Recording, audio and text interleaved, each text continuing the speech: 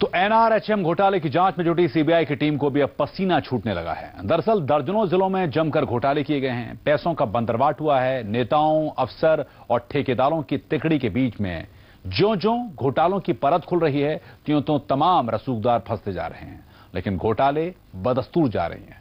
जाहिर सी बात है कि गड़बड़ी करने वाले बेखौफ हैं। जननी यानी मां और सुरक्षा का मतलब सिक्योरिटी, लेकिन जैसे ही पैसों की बात आती है बंदरबाट शुरू हो जाती है।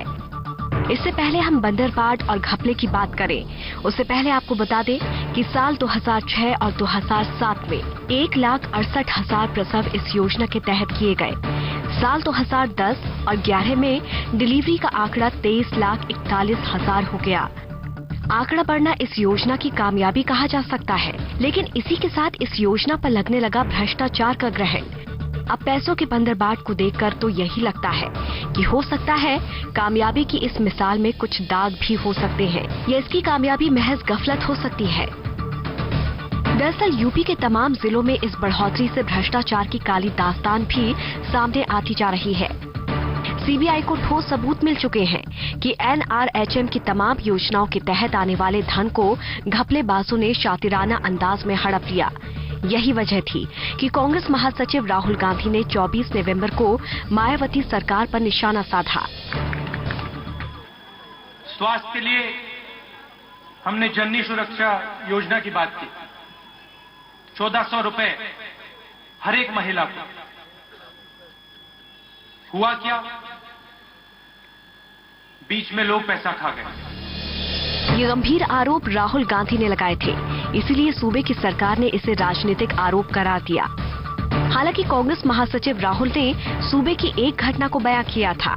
राहुल गांधी के इस बयान पर उत्तर प्रदेश की राजनीति में बवाल मच गया था। मुख्यमंत्री मायावती ने इसे गलत बताया तो कांग्रेस ने कहा था माया राज में यही हो रहा है।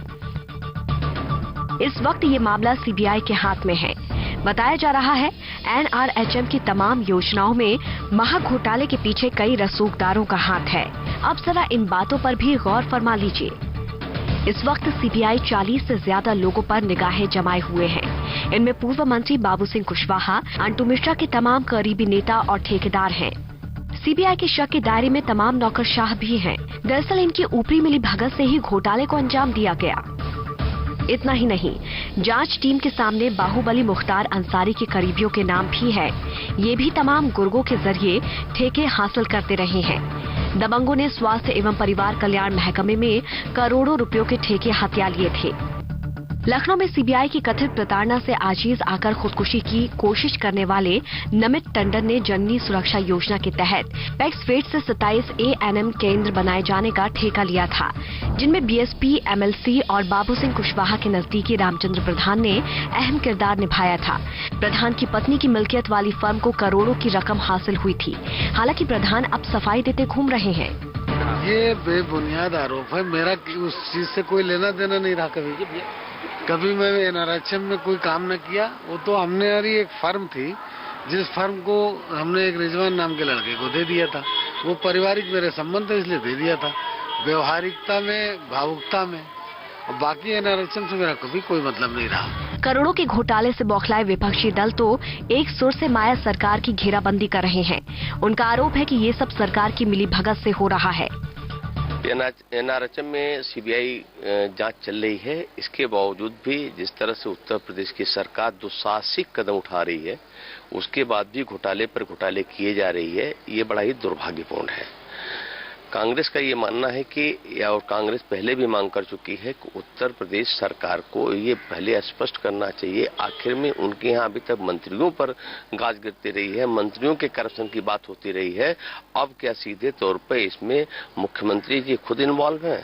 इतना ही नहीं, घोटाले की जांच कराने की पीआईएल दायर करने वाले अधिवक्ता प्रिंस लेलिन को धमकियां तक मिल रही हैं। प्रिंस ने भी P7 की तफ्तीश को सही माना है। देखिए, ये जो रिपोर्ट्स आ रही हैं कि जो भीमनगर नए जिले में जिस तरह से 500 बच्चे, 600 बच्चे की बर्थ दिखाई गई है, और साफ तौर पर उल्लिखित हो रहा है कि जांच में भी आ रहा है कि ये एक दिन में इतनी संख्या में बच्चों की जो पैदाइश दिखाई गई है वो साफ तौर पर गलत है।